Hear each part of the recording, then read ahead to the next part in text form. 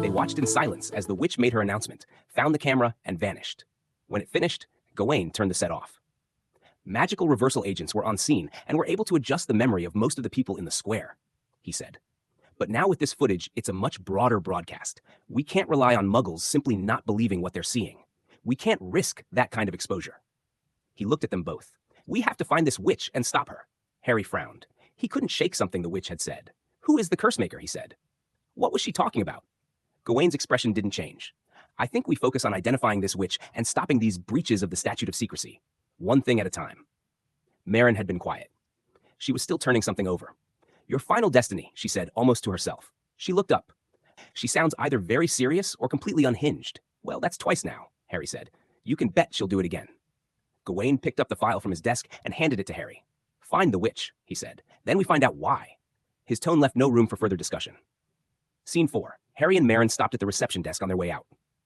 Beatrice Robards looked up from her parchment with the particular expression of someone who has been waiting to be useful.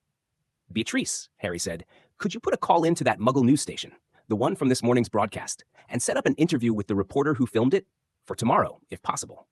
Beatrice made a note. I'll let you know what time. They left the office and headed down toward the lobby store for tea. The black-tiled corridors of the ministry were quiet at this hour, their footsteps the only sound. They had been walking for a minute or so when Merrin said something. Harry caught the tone of it, but not the words. I'm sorry, he said. What was that? Merrin looked straight ahead. I need to tell you something about me that I can't explain, but you need to know. Harry slowed and stopped. He turned to face her. This seemed to fluster her slightly. She hadn't expected his full attention so immediately, but she went forward anyway. When I was young, in school and later in the Aurors Academy, I had a history of losing control of my magic.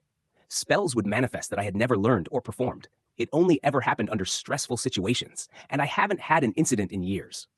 She paused. I always tell my partners early on, I just wanted you to hear it from me. Harry said nothing for a moment. When he spoke, there was no judgment in it at all. Thank you for telling me. A beat. What kind of spells? Merrin looked down, just briefly, almost in shame. Violent spells, she said. That was all. They walked the rest of the way to the lobby in silence. Not an uncomfortable silence, just one that needed a little time. Scene 5.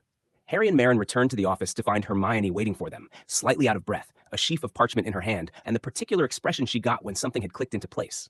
The Spellmaker, she said. Harry's attention sharpened immediately. Yes? That name sparked a memory. I went back through everything I had. She set the parchment on the desk. The Spellmaker was also known as Merwin the Malicious. He was known for his dark and violent ways and, significantly, for his ability to invent spells that had never existed before. She caught her breath before continuing.